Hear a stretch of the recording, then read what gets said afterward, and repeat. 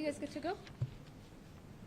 Good morning, everyone, and thank you for joining us today. I wanted first to start by announcing that yesterday I sent a letter to President Biden urging him to approve the state's request for a disaster declaration. That would unlock critical aid to the victims of the tornado, specifically FEMA disaster aid. Those are grants that don't need to be paid back, as well as Small Business Administration loans, low-cost loans. As you guys know, we've been working on that, but having that presidential disaster declaration as soon as possible is what's going to make sure that all of these thousands of folks affected, thousands of homes, hundreds of apartments, that all of these folks receive the aid that they need. So I wanted to thank, once again, the nonprofits, in particular the Red Cross and Baker Ripley, who've been doing so much work on that, and our partners in Pasadena and Deer Park, as well as the City of Houston. I'm here with Wayne Young, who's the CEO of the Harris Center, Chief Deputy for the Harris County Sheriff's Office, the Chair of the Board of the Harris Center, Shakaj Zakaria, and, of course, Commissioner Leslie Briones. Welcome, Commissioner. It's so nice to have you here. And I want to just thank all of the folks here for working on an issue that is difficult, in some ways intractable, but that doesn't mean that we don't tackle it. I don't have to tell anyone in Harris County how tough the past few years have been. The combination of economic hardship, the pandemic, weather events, job loss, all of those have been issues we've had to face as a community, and as much as we've worked to tackle those challenges, all of that has left a sense of stress, of tension, economic struggle, and mental health needs for so many have grown more acute as a result. What that means is that more than ever before, we have folks who are in need of care, and we're seeing that play out in real time in our jail system. We've all heard that the Harris County Jail is the largest provider of mental health services in the state. That's not okay. There was an article in the Houston Landing recently saying that across the state, at least 33%, 178 of more than 540 individuals who died of unnatural causes in jail custody over the last decade had been flagged as potentially mentally ill. And that's something that we see from the data, and that's something that we see from the stories that come out of the jail. We've heard over and over again stories like that of Rory Ward, in jail with a mental health issue, dying too young. I personally worked on this issue before becoming county judge, and I know there's more to be done. I think we all know there's more to be done. Every person is entitled to due process, no matter the circumstances. And surely they should be able to stay safe in the jail. So obviously we also need to do more before they even make it to the jail. It's tough to do that in Texas. We're 50th in the nation in terms of access to mental health services. But even with limited funding, we're doing what we can, particularly on the area of mental health services before folks become involved with the criminal justice system. Last year, Commissioners Court unanimously approved $4.3 million. It's American Rescue Plan funds for behavioral and mental health programming, helping build a pipeline of workers in mental health, adding mental health counselors in schools so we can identify those children that need support from places like the Harris Center, increasing support and funding for substance use disorder, and all manner of mental health support systems. It's not enough, but it's a big step. We've also invested tens of millions of dollars on preventing folks who may come in touch with the criminal justice system from ending up in the jail. So our alternative responder program that sends experts to help during a mental health crisis instead of law enforcement officers. Our community violence interruption program, which connects folks at risk of committing violent crimes and connects them with mental health counseling and services. And today we're launching yet another effort on the tail end of that pipeline, and that's a major expansion of our jail-based competency restoration program. In Harris County, there are more than 220 folks stuck in jail because they're deemed mentally incompetent to stand trial. What that means is hundreds of individuals with significant mental health needs who are waiting in jail sometimes years just to get access to mental health and educational resources and services that will help get them ready to stand trial. The bottom line is there are too many folks with mental health issues stuck in jail for too long. And the simple truth is that justice delayed is justice denied, not just for those folks, but for the victims who are waiting and needing answers. For those with the most severe mental illnesses, there are folks waiting the maximum length of time allowable in the jail. That's 699 days in jail. Sometimes these folks wait in the general population, which obviously is not where they belong, before a bed opens up at a state psychiatric hospital. This also is costly for the community. Housing folks with severe mental illness in the jail costs $87 million annually for taxpayers. Housing just one of these folks costs taxpayers $35,000. That's more than 3 years' tuition at the University of Houston. Overall, these are millions that we could reinvest in preventing the situation from happening in the first place. And for the individuals that are in jail, that can exacerbate their mental health conditions. It can contribute to danger for them, both themselves and the staff. Over the past 2 decades, there's been a 38% increase in the number of people found incompetent to stand trial. But in 2021, in part brought on by the hardship caused by the pandemic and the economic downturn, the number of people sitting in jail waiting for a Texas hospital bed to open swelled up 150%. And so we've seen a backlog in the number of folks who need to see competency restoration. Last week, we took a big step in the right direction. We approved $645,000 to expand the capacity of the existing jail competency restoration program. The program provides these folks all kinds of support: therapy, substance abuse education, peer support services, case management, discharge planning, medication management, to either restore them to competency so they can stand trial or deem them unlikely to be restored, in which case they're treated outside of the criminal justice system. Our investment will more than double the number of individuals annually restored to competency. Going back to the story of Rory Ward, a finding of incompetence would have put him in a competency restoration program, either in jail or a mental health hospital, could have resulted in him receiving help. This program will help address those kinds of situations. We chose to invest in this program because of its proven track record of success. The program was launched in 2021. So far, it's had a 93% restoration rate, which is more than double the average of other states. The average length of stay in the program is 55 days.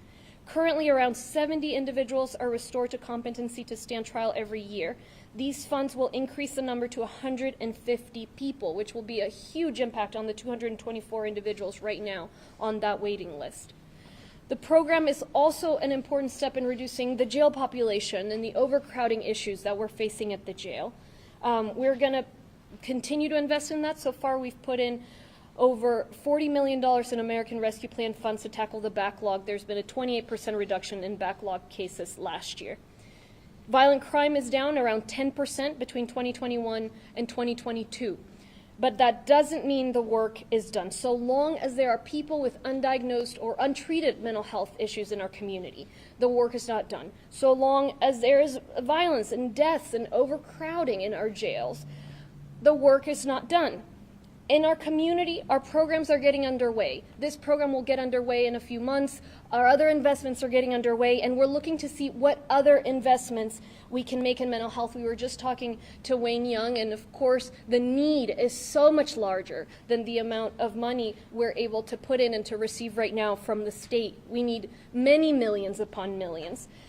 We have so far on the side of the jail put tens of millions of dollars to tackle faster evidence and processing, more staff, additional cameras, and we're working to see how more we can support. We had proposed a pay increase for detention officers at the jail, which was crucial, but that was not able to pass because of the quorum break at the end of last year by the two colleagues during the political campaign season. And as we make budgetary decisions, it is a priority for me to know that limited funds go to issues such as these. Approximately as I mentioned, $40 million have been allocated to reducing the court backlog. So I'm proud of our continued work. I'm very much aware that the work is not done. I'm grateful to everybody here for their commitment to this challenging work, and I'm very, very proud of this program. I'll repeat my remarks in Spanish briefly, and I'll pass it on to Commissioner Briones. Quiero darles las gracias a todos presentes y quiero empezar por anunciar que el día de ayer le envié una carta al presidente Biden pidiendo que aprobara la petición del Estado que había pedido una declaración presidencial de desastre. Esa declaración presidencial nos permitirá recibir fondos, tanto fondos directos a la comunidad como préstamos para los miembros afectados en la comunidad afectados por el tornado. Entonces, estaremos en Washington, D.C. la semana que viene. He estado en conversación con la Casa Blanca y esperamos que el presidente apruebe esos fondos y esa declaración lo más pronto posible. No tengo que decirle a nadie lo difícil que han sido los últimos años para todos con la pandemia, con los retos económicos, con tanta tensión, tanto estrés que ha habido, y eso se ha visto también reflejado en la cárcel. Estamos viendo un incremento en las personas en la cárcel con retos de salud mental. Todos sabemos que la cárcel del condado Harris provee servicios de salud mental aún más, en más cantidad que cualquier otra clínica o cárcel en el estado de Texas. Hubo un artículo en Houston Landing recientemente que nos informó que un 33% de los individuos que murieron por causas no naturales en la cárcel tenían retos de salud mental. Hemos escuchado vez y vez historias como esa de Rory Ward, quien está en la cárcel con temas documentados de salud mental y quien murió mientras está en la cárcel. Todos tenemos derecho a seguridad, todos tenemos derecho al proceso legal y no se permitirá, no se debe permitir este tipo de circunstancias en nuestro sistema judicial. Es difícil llevar a atacar estos retos en Texas. Texas es último, número 50 en la nación en cuanto a inversiones y tratamiento de salud mental. Pero aún con los fondos limitados estamos haciendo todo lo posible. Hay dos pedazos. Primero es prevenir las tragedias, prevenir el desarrollo negativo de los retos de salud mental en jóvenes y personas antes de que lleguen a enfrentarse al sistema de justicia penal. El año pasado invertimos $14.3 millones para expandir los programas de salud mental en las escuelas y en la comunidad. También hemos invertido en programas de respondedor alternativos, programas de trabajadores de emergencia alternativos que ayudarán a aquellas personas que llaman a la policía y tienen retos de salud mental que no terminen en la cárcel, sino más bien con tratamiento médico. También tenemos un programa de interrupción de violencia comunitaria, conecta a las personas en riesgo de cometer crímenes violentos con concejales, consejeros de salud mental. Y el día de hoy estamos lanzando un esfuerzo más, el programa de restaurar competencia a los individuos encarcelados. El programa ya existe, pero estamos incrementando la inversión en el programa bastante.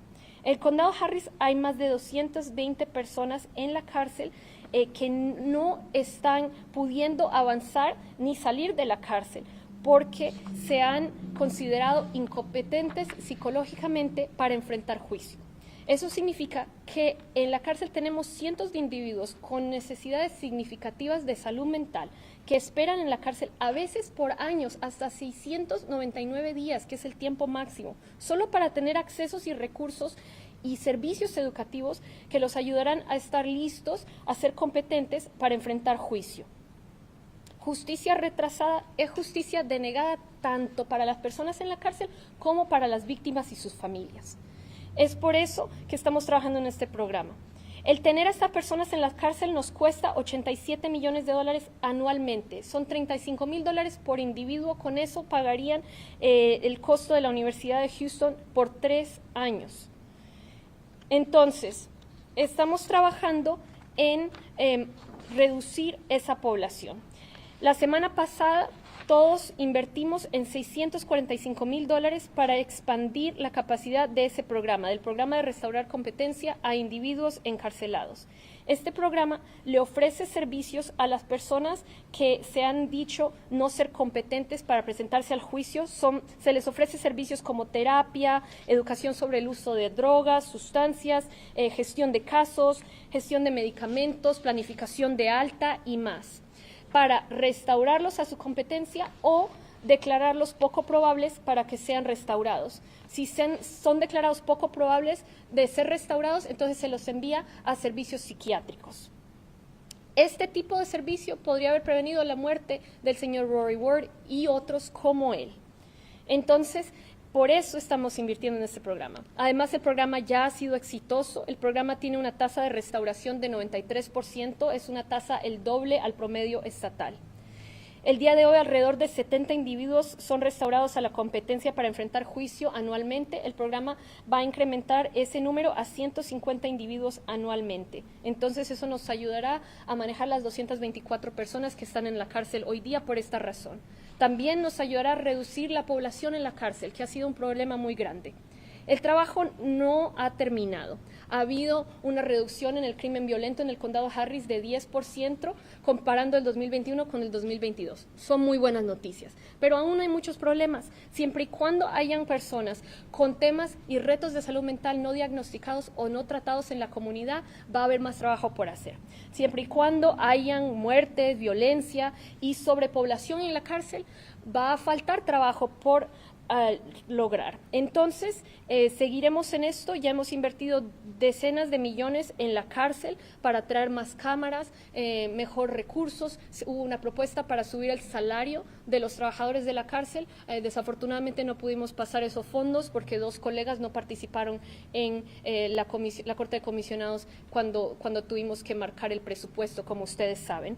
Pero seguiremos trabajando en esto. Me enorgullece este programa y le quiero agradecer a todos los trabajadores aquí en el Harris Center y tantas personas que trabajan tanto en la cárcel como en nuestros hospitales para tratar y apoyar a las personas que necesitan estos servicios. We'll pass it on to Commissioner Briones, then Chief Lee, and finally Wayne Young. Good afternoon. I'm Commissioner Leslie Briones, Commissioner of Precinct 4. I welcome you to Precinct 4 and first want to thank Judge Lina Hidalgo for her tremendous courage and for prioritizing enhancing public safety, justice, and mental health in Harris County. Thank you for your leadership, Judge. And thank you to the CEO of Harris Center, Wayne Young, and all of the team members that provide services here at the Harris Center, in our jail, in our community. Thank you to the board chair of Harris Center, to Chief Lee, and to Sheriff Ed Gonzalez for everything they do to keep our community safe. Today is a great day in Harris County as we continue to advance our investment in mental health services and enhancing the quality of justice. I am proud that we are continuing to expand and double the capacity of the jail-based competency restoration program. This will help not only these individuals who are waiting some hundreds of days before they can get the mental health services they need, before they can possibly be deemed competent to have their day in court. These individuals are helped because of this investment. The victims are helped. Our community is safer. Court backlogs will be continued to improve, as well as the overcrowding in our jail. The Harris County Jail should not be the biggest mental health provider in Texas. Texas should not be number 50 on the list in terms of investment in mental health. So by this investment, we are continuing to drive progress here in Harris County. In addition to the jail-based competency program, which will be a huge advancement, I'm also very proud of Commissioner Court's investment in the Youth Diversion Center. This Youth Diversion Center will be located here in Precinct 4 in the Gulfton area, just down the street. Because of this investment, our youth, ages 13 to 17, will be in a center that is focused on restoring these youth, putting them back on a pathway to success and achievement, rather than keeping them detained and increasing their likelihood of recidivism and disconnection from our community. Before I became a lawyer, I was a public school teacher, an 8th and 10th grade teacher. Many of my students were involved in the juvenile justice system. So I am proud that Harris County is taking a meaningful step forward in treating these children as our youth that we are responsible for helping, for healing, and for teaching. So I look forward to the continued positive impact the Youth Diversion Center and the jail-based competency program will have in Harris County. There's still so much work to be done. As proud Texans, we love our state, but again, we need to be leading, not number 50. So I hope that this legislative session, our leaders of the state will make a meaningful investment in public health because it is so interconnected to the rights, justice, and safety of our community. So thank you again for your leadership, Judge Hidalgo. And next, we have Chief Lee. Thank you for your service, Chief.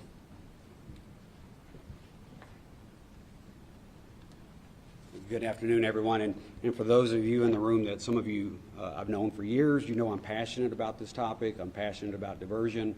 I could speak about it for hours, but for the sake of the media and time, I was sent with a script. So I am Mike Lee. I'm the Chief Deputy of the Harris County Sheriff's Office. And, thank you, Judge Hidalgo and Commissioner Briones, for everything you're doing in Harris County, for your leadership and for making public safety a priority. And of course, Wayne, longtime friend, the Harris Center, the great work that's done by your organization to keep the community safe and healthy is extremely appreciated. We've had wonderful relationships between law enforcement and the Harris Center for over 3 decades now in Harris County, and that's a blessing. I'm honored to be here on behalf of the sheriff and on the men and women of the Harris County Sheriff's Office. Our nation, our state, our community are in the midst of a mental health crisis that has a direct impact on public safety. Undiagnosed and untreated mental illness too often puts law enforcement in contact with people in the throes of a mental health crisis. In Harris County, our leaders are taking action to address this. Under Judge Hidalgo's leadership, we've launched the Holistic Assistance Response Teams, also known as HART. HART was created to give our 911 dispatchers another alternative when people are calling in about themselves or their loved one or a neighbor that is perhaps in a mental health crisis, but pose no threat to public safety. In these cases, we now dispatch unarmed first responder teams trained in behavioral health and on-scene medical assistance. We launched HART nearly 2 years ago, and it's been a success on 2 fronts. Most importantly, it gives people the mental health services they need when they need it most. And secondly, it frees up law enforcement to focus on violent crime that poses a real threat to the public safety. Still, there are times when people with serious mental health conditions find themselves in our jail. It happens so often that, unfortunately, like was mentioned here earlier, we often hear that the Harris County Jail is the state's largest mental health facility. Today, there are more than 250 inmates in our jail on the state hospital wait list. These people who have not been convicted of a crime yet are sitting in jail waiting to be sent to a state hospital to hopefully have their mental competency restored so that their cases can proceed in the justice system. Some have been on that wait list for over 300 days. This doesn't include the over 3,000 inmates that we have in our jail on psychotropic medications daily.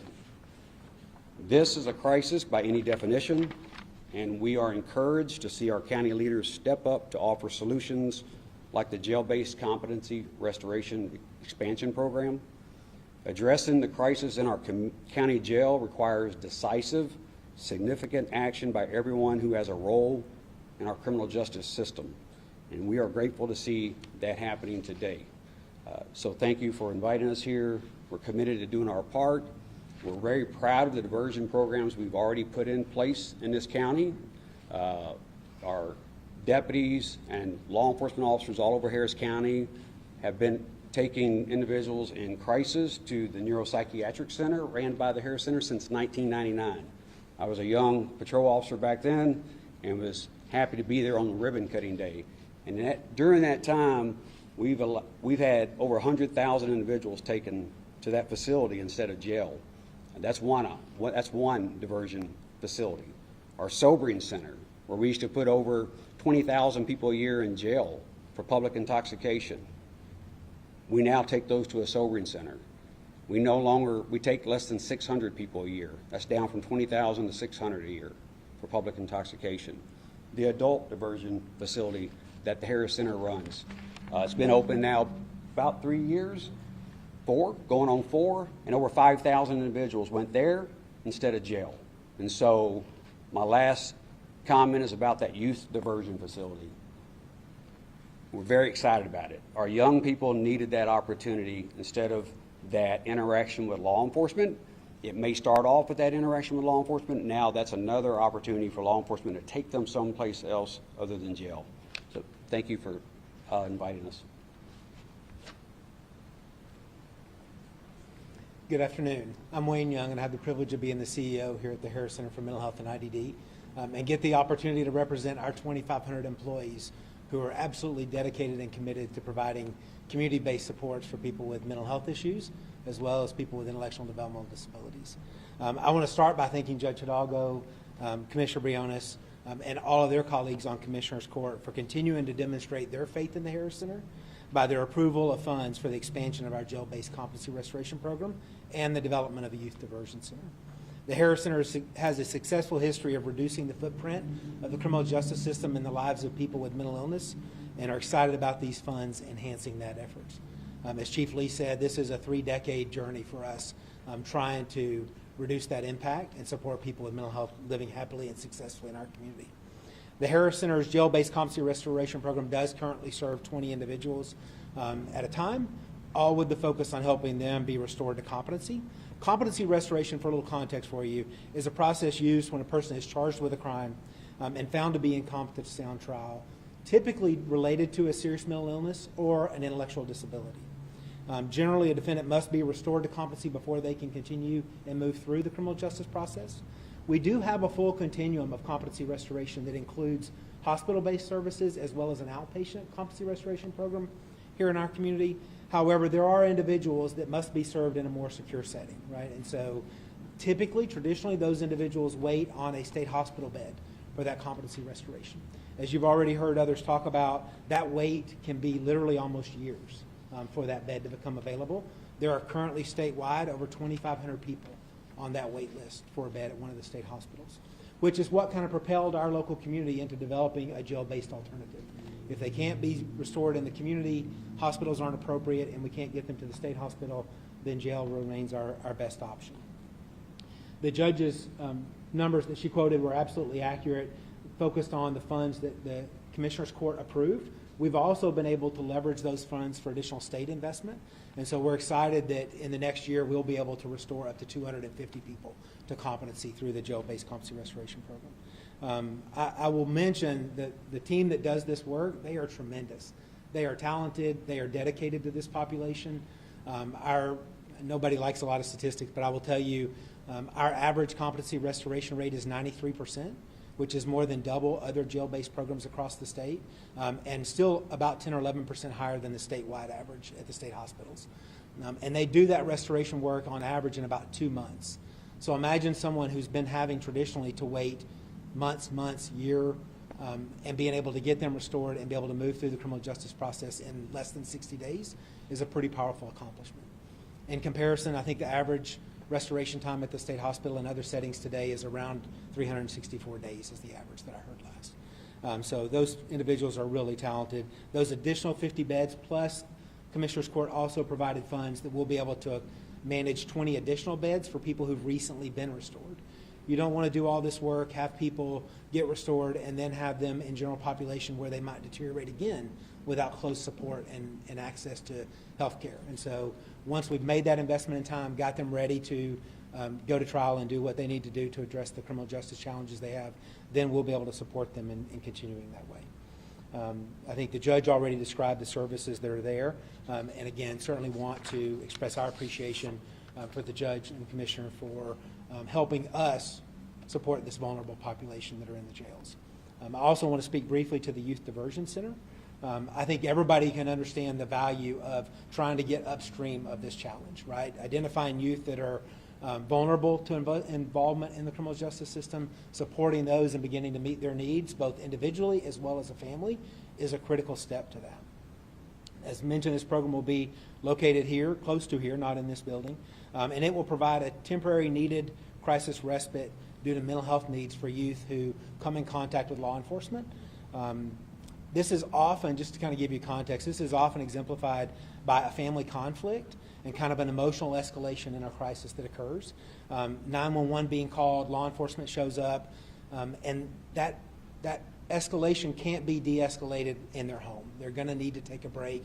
They're going to need to have an access to crisis respite, and this center will fill that need. It'll provide structure and support during this kind of crisis at the intersection point of criminal justice, supporting both the youth and their families. The goal is not to keep them in a crisis respite setting.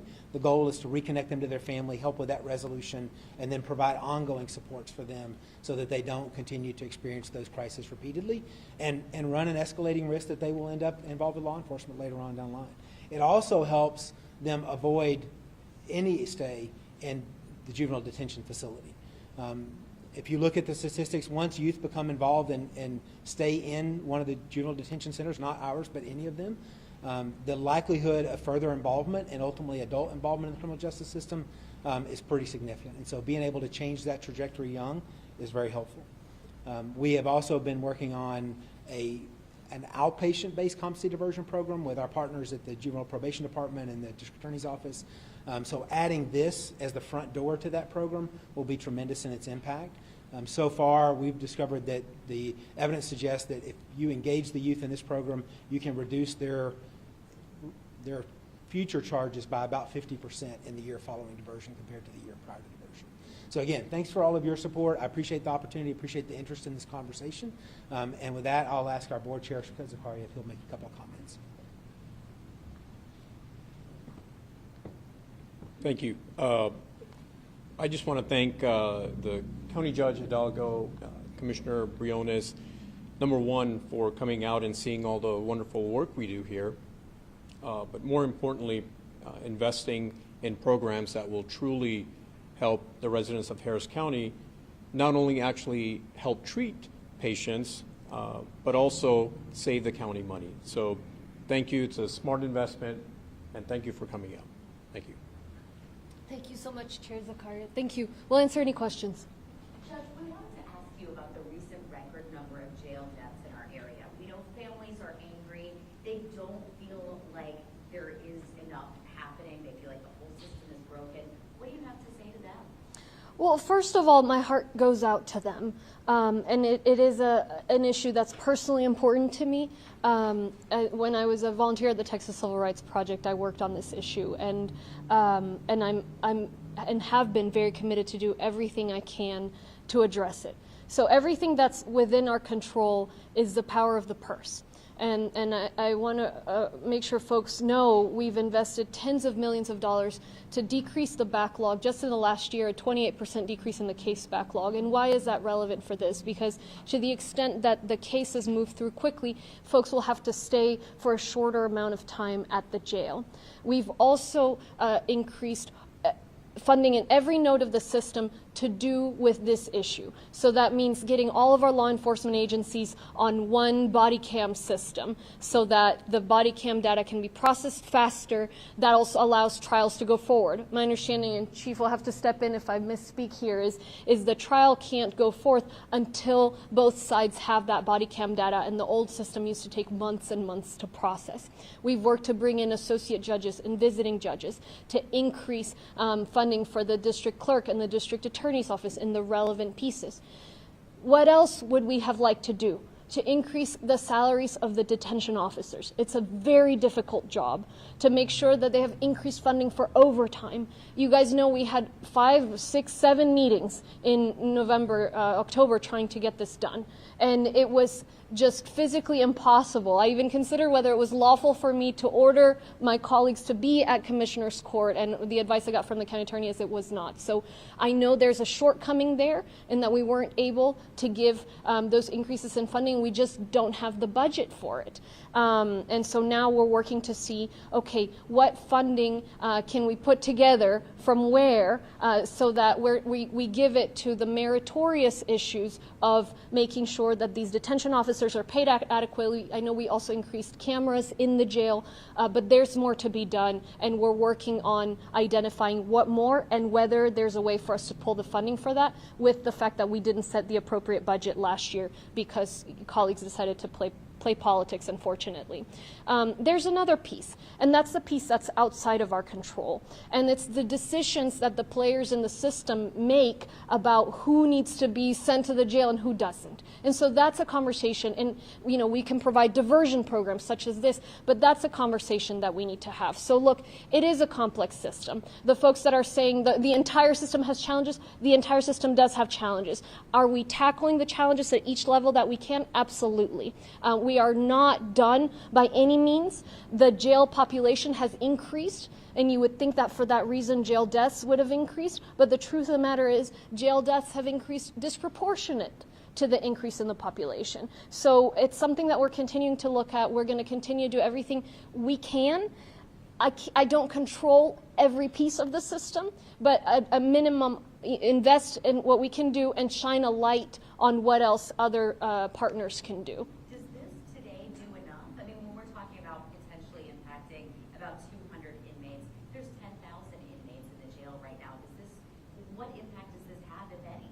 So this focuses on the folks that have been deemed incompetent to stand trial. And that is a particularly challenging issue because folks are not seeing their rights represented because they're having to wait until that competency restoration to even go in front of a judge and a jury and be able to be deemed either guilty or not guilty by virtue of not being competent. So that is a segment that we have to address. We can't address it all at the same time, but for those 250 folks that sometimes wait up to years and their families, this is an important program. And for the folks that are with them in the general population, it's an important program. For the staff that is treating them without the adequate resources, all of those jail staff that do incredibly difficult work, this is an important program. So it's a big step. It's a successful program, and of course we'll wait to see. It's not the only program, as you heard. We've got several others at the cost of tens of millions of dollars. But that just gives you the scale we're talking about, right? So when the state, as Commissioner Briones mentioned, has a surplus, tens of millions of dollars in mental health for the entire state is just, it's orders of magnitude inadequate. Harris County alone needs tens, probably hundreds of millions of dollars to begin tackling the issues from identifying mental health issues amongst our youth to tackling those that have found themselves in the criminal justice system and tackling their needs. But this is an important program, as is our youth diversion program, as is our alternative responders program, as is our multi-million-dollar investment in counselors and the workers such as those here in the Harris Center. It's all part of the work. It's not easy work. It's going to take time. It's going to take everybody working together and really prioritizing this over other investments. So when do you realistically see those numbers going down? When you talk about overcrowding at the jail and so many different factors. So this program should be up to speed April, is it, Wayne? In April. For the overcrowding writ large, we can work on the backlog. We have to work with the judges there. So I also want to acknowledge the judges that have been working to get that backlog down. We provide the resources, but if they're not there culling through those cases and their staff, it doesn't happen. And then in the jail, same, the sheriff talks about he's a landlord. He mentions this often. It's not, he has that challenge. And so I can't answer that because there are so many players. So I think, that's a question for the district attorney. That's a continued question for the judges, for all the players in the system. And it's a matter of really being thoughtful about who truly needs to be in that jail. It's not an easy challenge, but it's a challenge we're tackling. It's an urgent challenge, and we're going to keep doing everything we can and be really straightforward about what we can and can't control.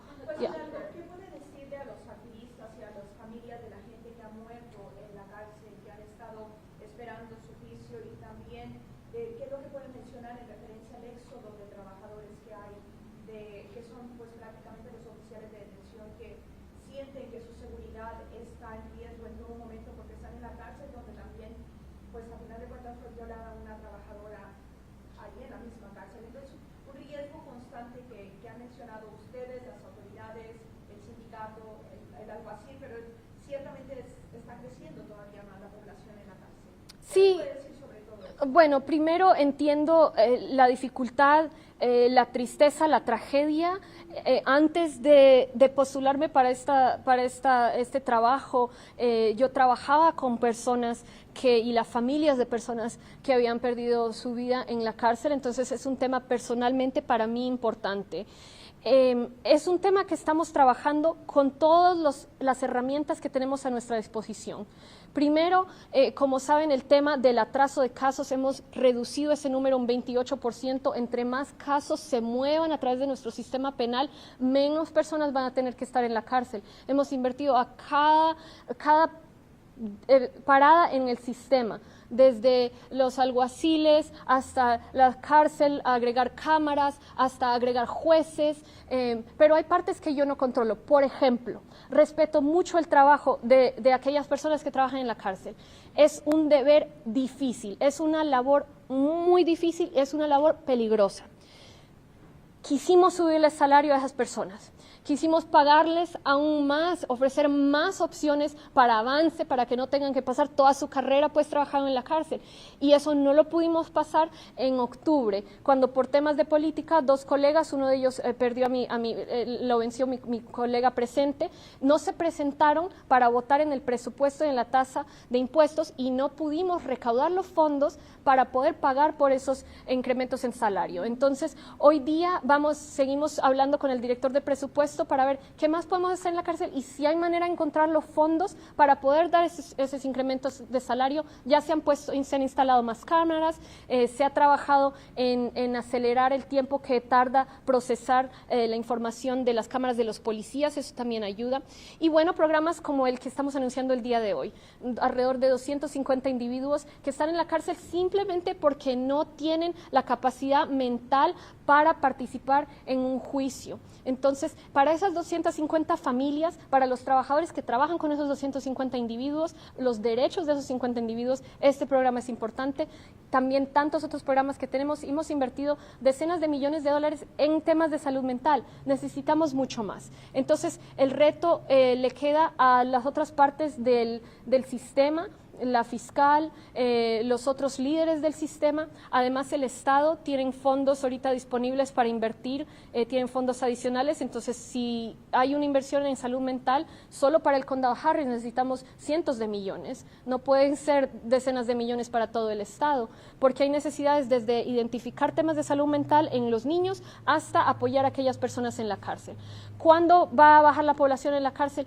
Miren, nosotros seguiremos apoyando con fondos, como se ha hecho, pero hasta cierto punto no soy yo fiscal, ni juez, ni policía. Entonces todos los participantes en el sistema tienen que poner de su parte y también tiene que ver con a qué personas se envía a la cárcel. No podemos poner a todo el mundo en la cárcel porque, nunca va a haber suficiente cárcel para eso. Entonces, vamos a seguir trabajándolo, vamos a seguir viendo dónde se pueden invertir los fondos. Quiero ser muy clara de cuáles son los retos y voy a seguir también informando a la comunidad acerca de qué pueden hacer los otros líderes en el sistema. Another question from KHOU. How effective have other measures taken by the county to address the backlog, including bringing in more visiting judges and using diversion programs, been in lowering the jail and criminal case backlog, and where does it stand now? The backlog efforts have been very successful so far. We've seen a decrease in the backlog. First, if you guys remember, that was growing steadily. Both misdemeanor cases and felony cases were continuing to grow the backlog. Over the last couple of years, we were able to stop that growth and trend that downward. And so now there's been a 28% decrease in the backlog overall, and that continues with clearance rates well over 100% for both the misdemeanor side and the felony side. And I want to acknowledge all of the folks in the system, the investments, particularly the judges who've been working so hard on this.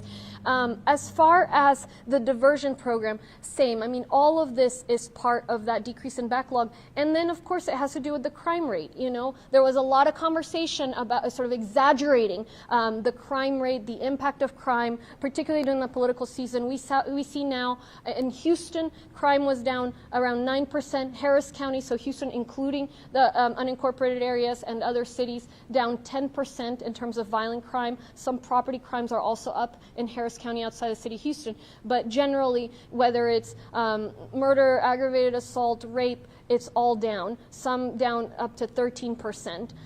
Now, the issue of the jail population, that continues to be very, very stubborn.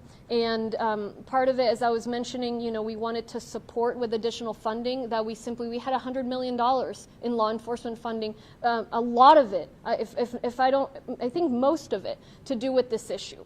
And two colleagues decided to boycott the vote. And then as we're able to find funds in the county, this is the kind of thing I'd like for them to go to. These folks that are facing life or death issues. And that's why I've been so vocal in not investing the limited funds that we have on other kinds of sort of political type considerations. So we're seeing progress, but there's more to be done. And we're going to keep working. I know, you know, it's a difficult thing because on the one hand, you know, you have people saying, lock everyone up. If you don't lock everyone up, inevitably there's going to, you know, no one has a crystal ball. Somebody is going to be released who's going to recidivate or who's going to commit a crime, and that's going to be a problem. That said, you can't possibly lock every person up who commits any kind of crime because there will never be enough jails for that. And so it's a balance, and that's a balance that each of the players in the system have to be very thoughtful about. We also have a question in Spanish from Telemundo, if you will.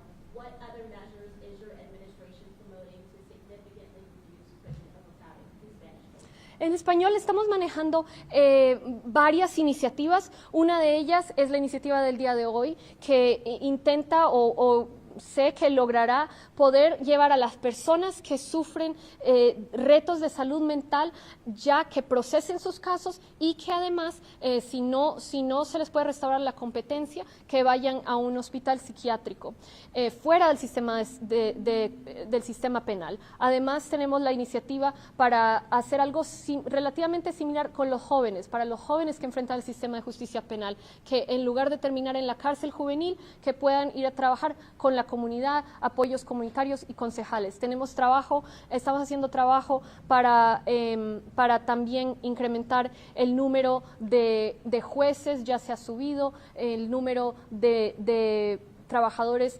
en varias oficinas que tocan la cárcel y hemos bajado ya el número de casos que se han acumulado, pero aún la población de la cárcel sigue incrementando. Son los arrestos, son las decisiones de a quién demandar por parte del sistema de justicia penal. Entonces es un tema que hay que seguir trabajando, pero ya hemos invertido docenas de millones de dólares en esto. Ya vamos, yo creo que para mínimo 60-70 millones de dólares en los últimos 2 años. Pues Hidalgo, finalmente, ¿cuál es la responsabilidad que tienen ustedes en que la cárcel pueda pasar las inspecciones que continuamente se les hacen? Porque que yo recuerde llevan varios años que no pasa ninguna inspección la cárcel y eso se convierte en responsabilidad también de ustedes y del condado si la gente sigue muriendo en la cárcel.